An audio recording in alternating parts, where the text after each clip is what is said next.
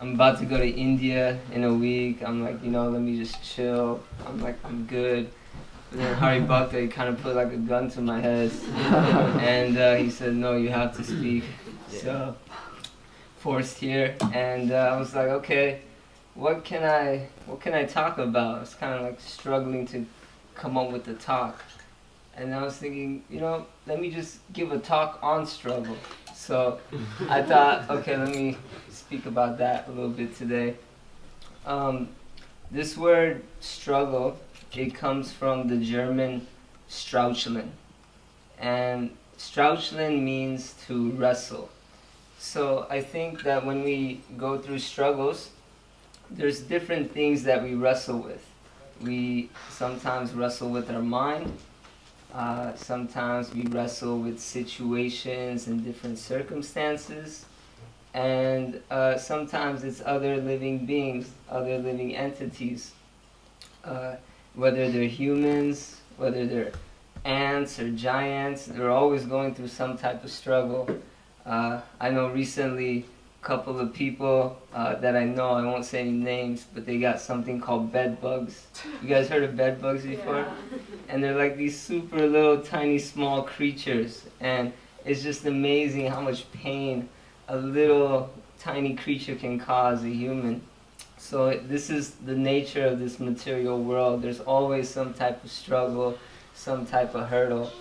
But I think if we learn to see struggle in the proper perspective when it's happening, then we can actually elevate ourselves to a higher consciousness, and it wouldn't, you won't feel such a struggle when it's happening.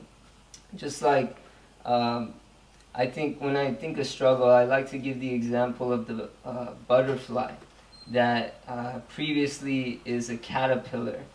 And the caterpillar is in the little cocoon thing, and it's trying like anything to break out.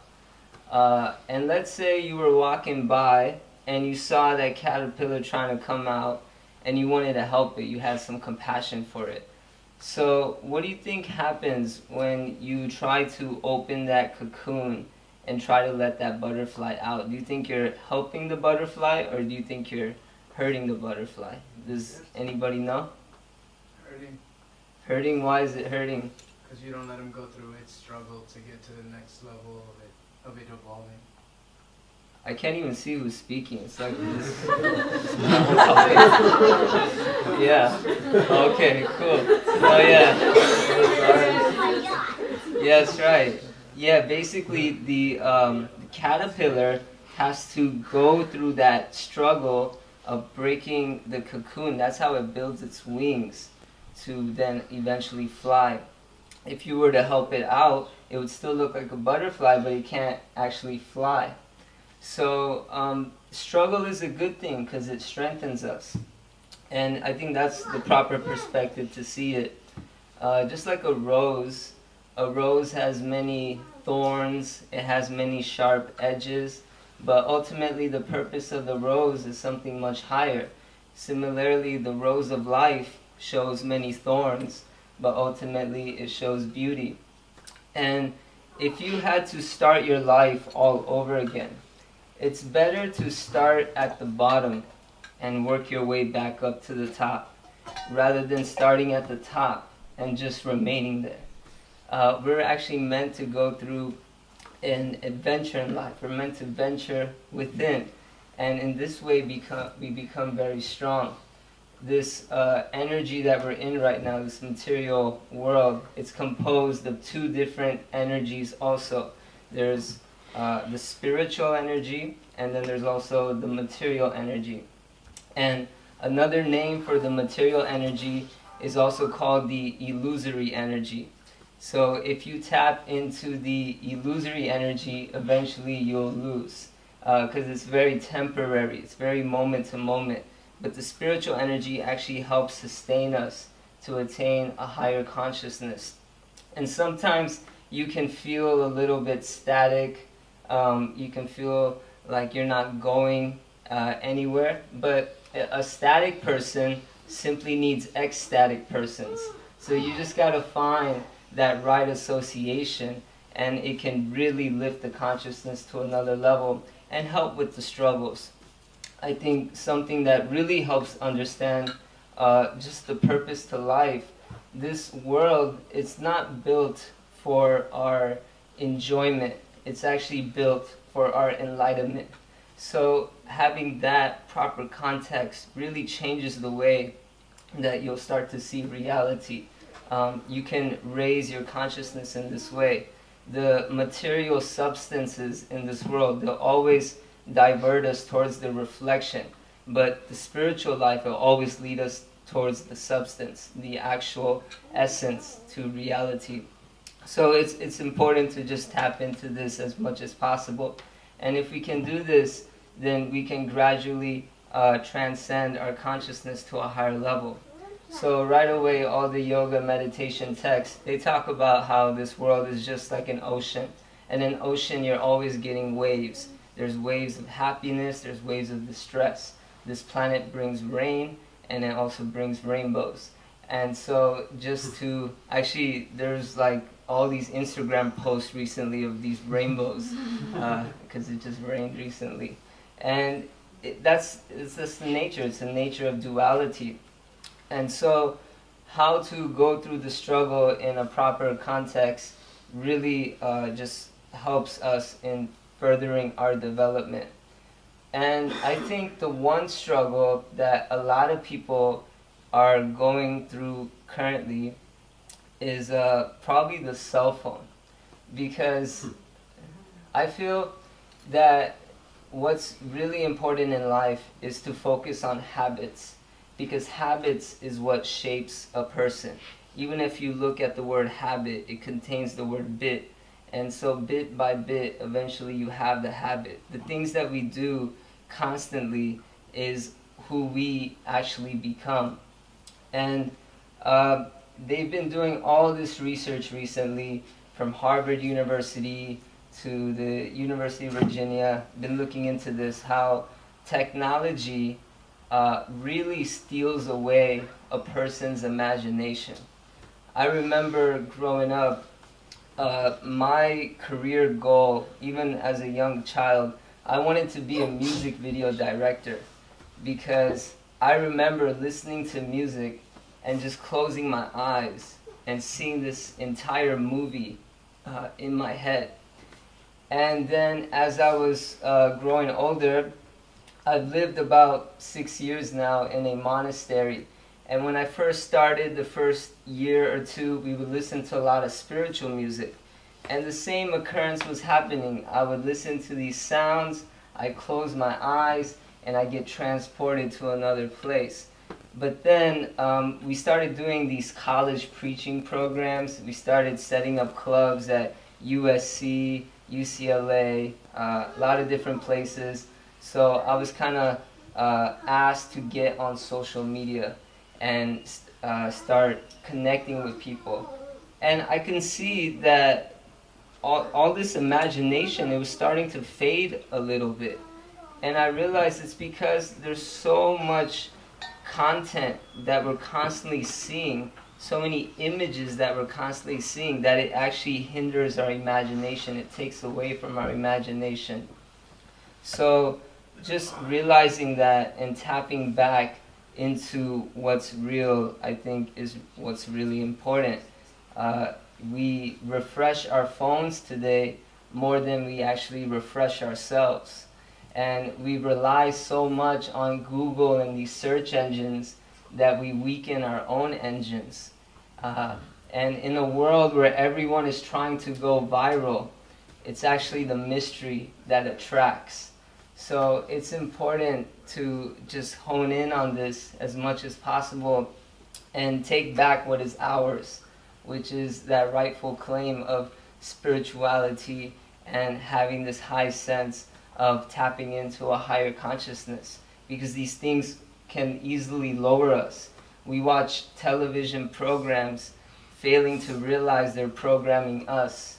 We listen to radio stations failing to realize they're stationing us in a particular way of thinking. Although our social media can go peaking, our consciousness can go sinking, whether on the I'll take a little bit of that.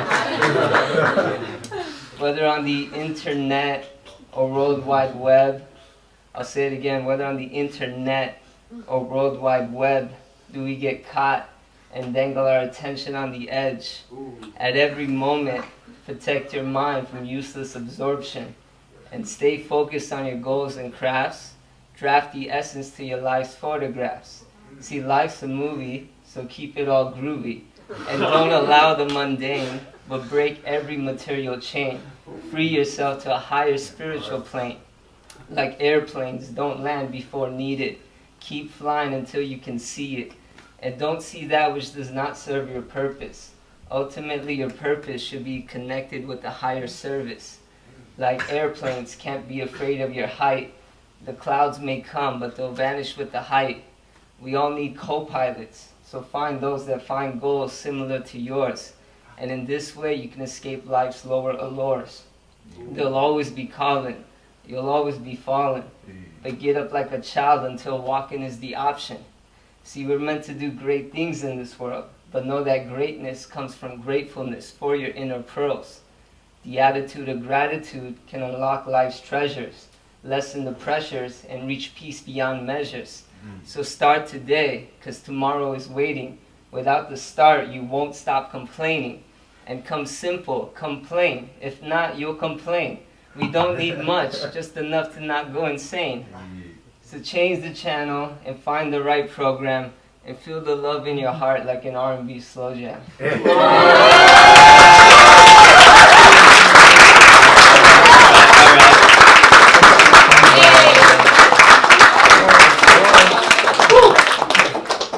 Cool. So I think I'll end there. I just want to maybe start a little discussion. Has anybody been through a struggle of their own that when looking back they can see, wow, this actually really benefited me? Yes, in the back. Yeah, so man, I put you right there for real, because it's funny that you asked that, because basically in my life, it's as simple as this. Basically, I grew up playing sports, right? Mm-hmm. And I got injured playing sports. So the thing is, what happened with me was, like when I started to have like issues, you know, when it comes to mental health, spiritual health, it was just basically, it was as simple as making sure I was healthy physically, like, cause I had got injured playing sports. I had an ankle issue, I had a back issue, and like I just had these issues. So looking back now, it was like, if I would have just got my physical health issues right, that was just like the foundation to make sure I was good mentally and spiritually. So man, I'm glad you asked that, because I really relate to that, for real. Definitely. Nice to have you here. Appreciate it, man. Thanks. Yeah. Pay $7. It's worth it though. Yeah, we're hustlers over here. Anybody else want to share maybe a type of struggle that they actually feel really happy that they went through? Yes, Brother Sean. So sometimes when I wake up in the morning, I'm debating with myself whether or not to take a hot or a cold shower. Because I've heard that taking cold showers is really good for your health. So when I turn on the cold water, then I'm struggling with my mind.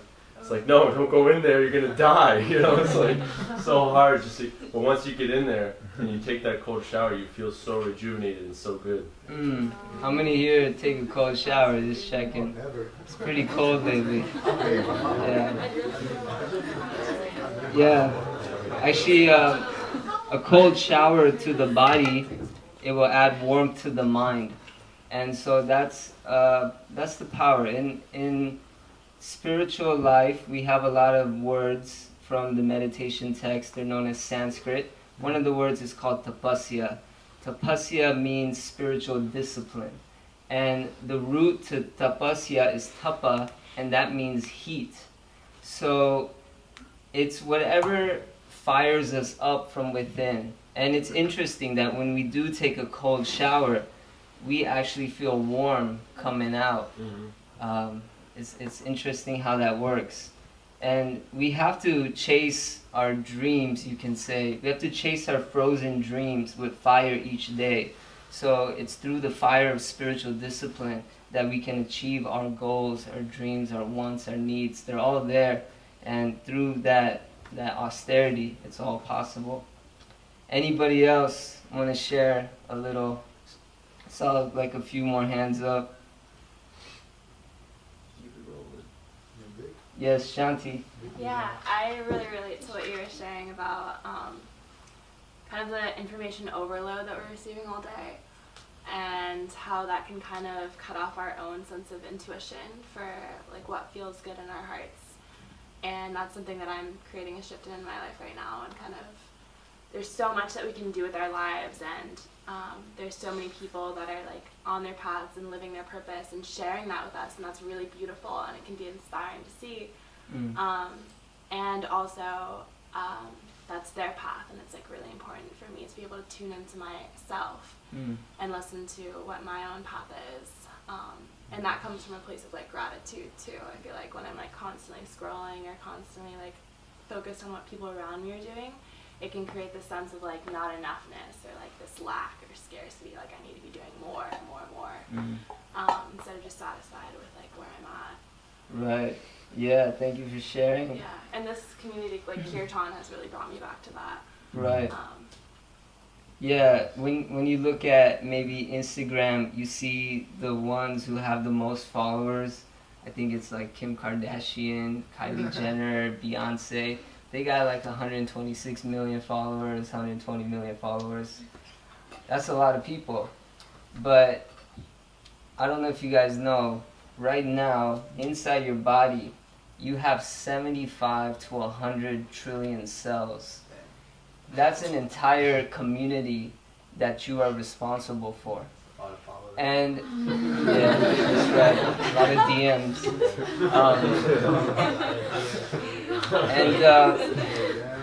Basically, based on your mental thoughts, let's say you are in a bad mood. Let's say you are in a judgmental mood or whatever it may be. It actually affects every single one of those thoughts. And the more research that they're doing these days, they're finding that cancer, even back pain, arthritis, all these things, they're actually not so much produced from biological situations. It's more so coming from the thoughts. So our thoughts are everything. It's where it all starts. We have this understanding sometimes, which is an incorrect understanding. They say that you can't change your destiny, that you are given your destiny and it's all locked, and that's just how it's going to be. But your destiny is directly connected to your character, and it's because it's really hard to change your character. That's why they say you can't change your destiny. So let's say somebody has a character of being very ungrateful for all the things that they have. Then your destiny, no matter what you receive, you will be ungrateful. You will not be satisfied in life. So what's the chain? Destiny comes from character. Character comes from your habits. Habits come from your actions, and actions come from your thoughts. Ultimately, everything comes back to your thoughts.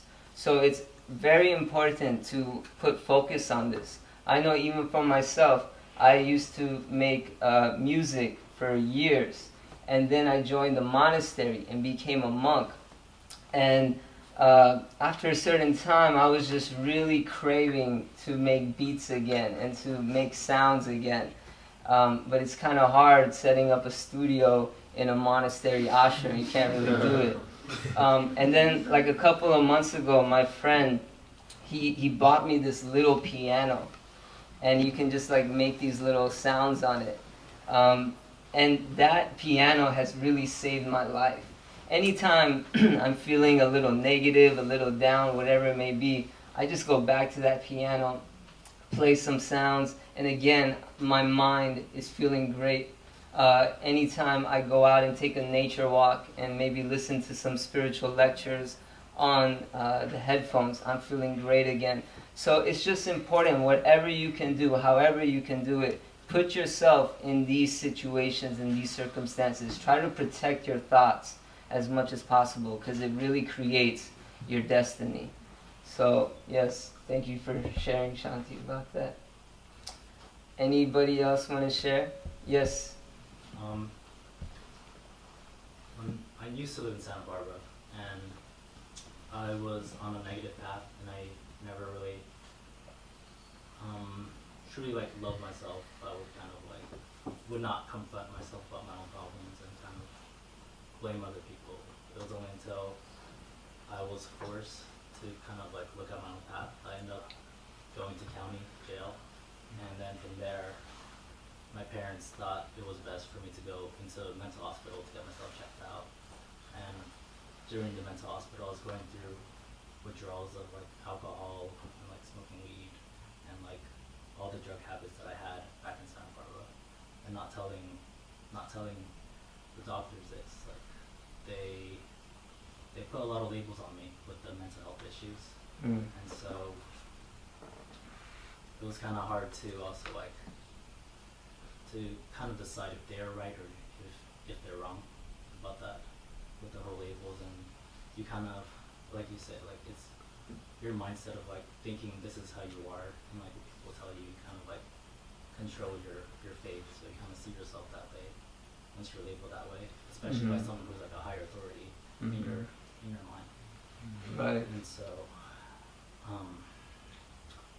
it was only after like 4 years after that where I got through all the issues. I got clean, but I still wasn't happy with myself. I kind of like still avoided conversation. I still like blamed my parents, like I had to go through this ordeal because of them.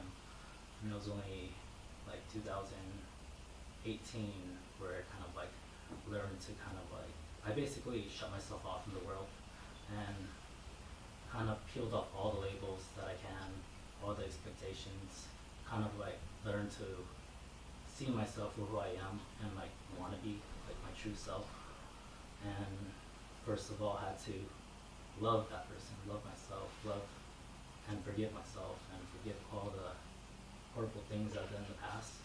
And then from there, I spread that by forgiving those who hurt me and like not blaming them, not seeing fault in them for my own experience that I had to go through. It wasn't that they wanted me to suffer. It was that I saw as they wanted me to suffer. They were just doing what's best for me. Yeah. Thank you for sharing. Yeah.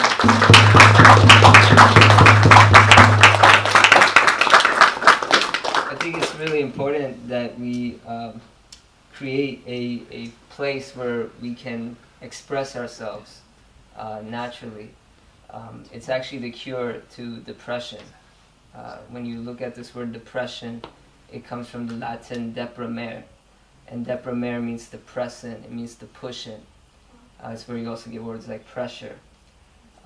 So what's the opposite of deprimere? It's exprimere, and that's where you get expression. It means to push out, it means to press out. So just by you expressing has a lot of healing effects, so thank you for sharing that. And you also reminded me of something that, a lot of us here, we practice a certain type of yoga, a certain type of meditation. It's known as bhakti yoga. Have any of you guys heard of bhakti yoga by any chance? Show of hands. Okay, I can maybe explain it very quickly. It deals with something that you were saying regarding labels. So bhakti yoga, there's many different yoga paths in the meditation tradition, and I've really researched a lot, and bhakti yoga really resonated with me the most, because it's saying it's not so possible in this day and age to leave behind all your material attachments. We're in this world, we're in LA City. It's a little difficult. But what bhakti is to use everything that you have, but for a higher purpose. So if you have the car, if you have the phone, if you have whatever it may be, you can turn that into a spiritual instrument for higher consciousness. And they say that when you practice bhakti yoga, immediately there are two side effects that happen off the bat. First thing that happens is that you remove all your upadis. Upadis is a Sanskrit word that means labels and designations. So you, off the bat, don't associate anymore with I am white, I am black, I'm Indian, I'm Mexican, I'm from this country, I'm from that country, I belong to this religion, that religion. All these labels completely go to the wayside. And you identify yourself as a spiritual being, as a spiritual soul, as a tiny spark of the Supreme. And like that, then you can start to see the whole world as a type of union, as a type of connection. Not just humans, but even animals, all living species. So this is one powerful aspect to Bhakti Yoga. And then the second thing that Bhakti Yoga does is it purifies your senses. It makes you, it turns you into an instrument, pretty much. We're all instruments. We just need to clean our clog, you can say, so we can play sounds of harmony. And Bhakti Yoga does that. And no matter what you take in this world, Bhakti Yoga can transform it. So when Bhakti enters food, it becomes prasad. Like you guys are about to all eat, I think, enchiladas tonight. So that's enchiladas prasad. Prasad means blessings. It's a Sanskrit word. When Bhakti enters music, it becomes kirtan, which is soul-filled music, sounds that really stir the soul. When Bhakti enters your actions, then it becomes service. Everything that you're trying to do in this world, every act that you're trying to do is for the upliftment and betterment of this entire world. And when Bhakti enters a house, it becomes a mantra house. So this is the special, unique feature of this place. And when Bhakti enters you, then you become love personified. So that's the process that we've been kind of following as much as possible, this Bhakti Yoga system. And it's amazing of what it can do to a person's consciousnness. Again, yes, thank you for sharing. I thank everybody for being here, to coming to this space. And who do we have on the lineup today? We got Radhe Shyam. Radhe Shyam. Okay.